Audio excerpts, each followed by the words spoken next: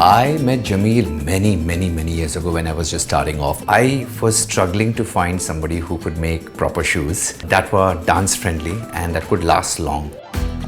मैं खुद डांसर रह चुका हूं, तो मुझे पता है कि डांस के शूज़ में किस तरह की क्वालिटी होनी चाहिए, किस तरह की मटेरियल लगनी चाहिए. Because he's a dancer, it definitely helps him make better shoes because he understands how the movement will take place. We are the artists, we are the choreographers, but we need people. It's teamwork at the end of the day. And Jameel is definitely one of the key members to make sure that our girls and boys ankles, especially the girls' ankles, are safe and they can dance for a long time.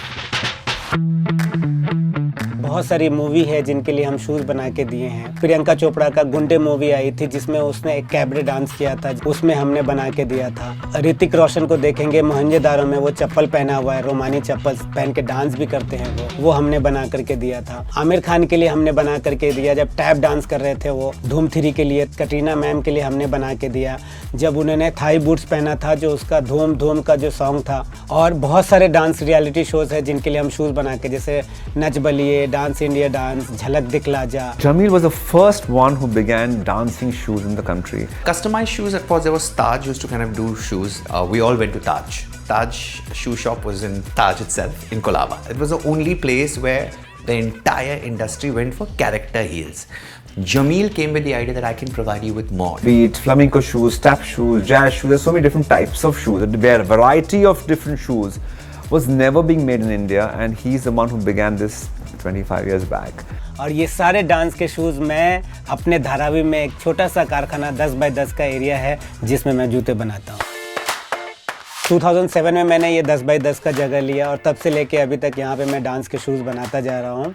और मैं चाहूँगा कि भाई जब तक मेरी सांस चल रही है मैं इस धारावी में रहूँ. और मैंने सुना है कि अब धारावी बिल्डिंग में कन्वर्ट होने वाली है और मैं उम्मीद करता हूँ कि मुझे धारावी में ही जगह मिले और धारावी में ही मैं काम करूँ.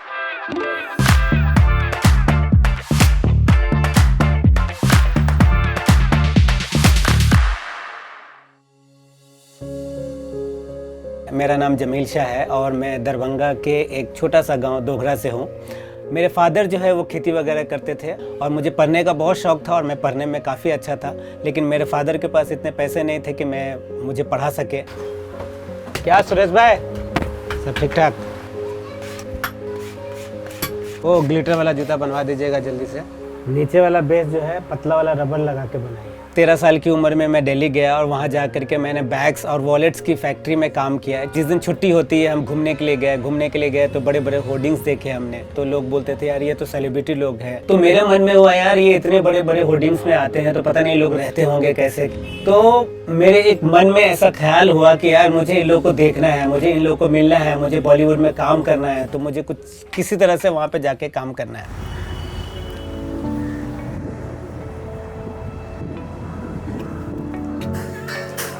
तो मैं धारावी में आया और धारावी में आकर के मैंने बैग्स वॉलेट्स का काम ढूंढना चालू किया, क्योंकि यहाँ पे धारावी के लेदर इंडस्ट्री है. तो मुझे किसी ने बोला कि ठीक है तुम काम पे बैठ जाओ.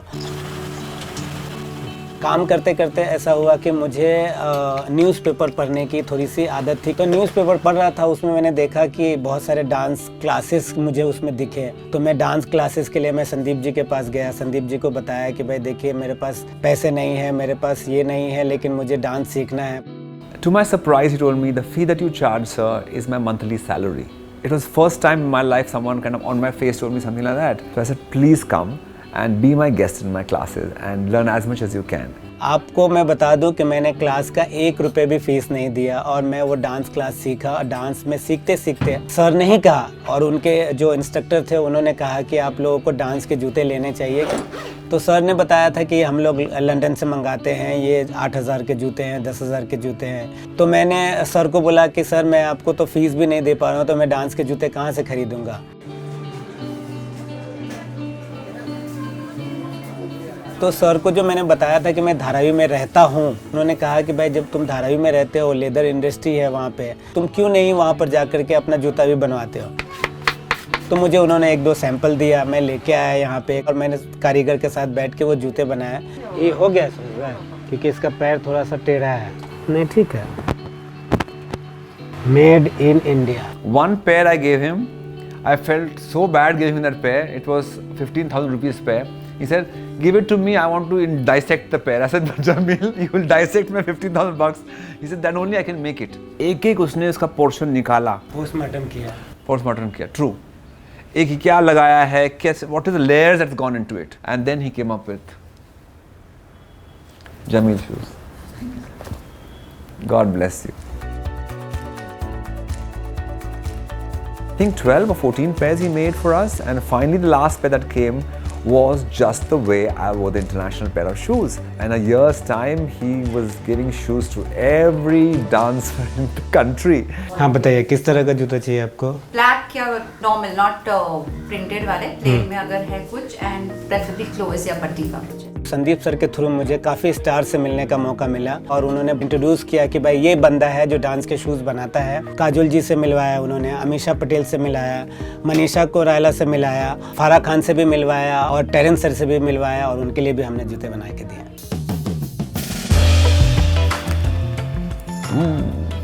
Lovely. The classic. आज भी, even if there's no show, when we are rehearsing and especially when we want to do turns and pirouettes, तो कभी कभी ये shoe help करता है. If you can do 2 turns with this shoe, you can do 4 turns. Jamil understands dance. He's not a shoemaker. He's somebody who's connected to the arts, and therefore he understands and is sensitive to what the dancers feel. It can't be too tight. It cannot. It also has to come off fast because we have quick changes. So the rough and tough, wear and tear also depends a lot on the fact that what the quality of the shoes and how much it can withstand. So we put Jamil to the test, and he came out with flying colors. अभी वो Nora का जो repair के लिए आया था वो भिजवा दिए थे। आप मुझे व्हाट्सएप पे है भेजे ना मुझे। अच्छा मैं अब भी भेजता हूँ। पेपर वाले लिए कि नहीं, तो खाली घटना है।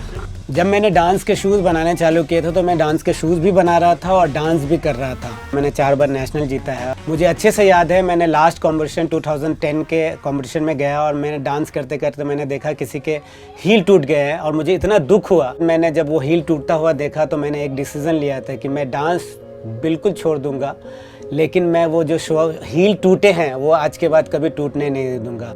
मैं कल जाने वाला हूँ माधुरी मैम के पास, तो उनका भी कुछ 4-5 जूता ऑर्डर है और उनको थोड़ा इमरजेंसी में चाहिए। जो भी डांस के जूते बनते हैं, डांसर हो या बॉलीवुड स्टार हो, यही वो जगह है जहाँ पे हम 5-6 कारीगर मिलके अपने डांस के शूज़ बनाते हैं। सेलिब्रिटी से मिलना और बड़े बड़े लोगों से मिलना मेरा एक सपना रहा है और मैंने उस चीज़ को बनाया है। तो मैं एज अ डांसर तो नहीं मिला, लेकिन एज अ शू मेकर मैं बहुत सारे सेलिब्रिटी से मिला हूँ। मुझे अच्छे से याद है प्रियंका चोपड़ा ने मुझे हक किया था और बोला, जमील इतने अच्छे जूते तुमने कहाँ से बनाना चालू किया, मैं इतने सालों से ढूंढ रही थी। मुझे वो दिन याद है। तो मुझे ज़रूरी है कि मैं अपने नाम को बनाए रखना मेरे लिए बहुत ज़रूरी है। पैसा तो आता जाता रहता है और किस्मत से ऊपर वाले दे रहे हैं। मुझे प्रियंका मैम ने नंबर दिया है, माधुरी मैम ने नंबर दिया है कि आपसे जूते बनाने, तो ऊपर वाले की मेहरबानी है कि उन लोगों को लगता है कि हमारे पैर जो है बिल्कुल सेफ हाथों में है, क्योंकि उनके जूते बन के आएंगे और मैं डांस करूँगी।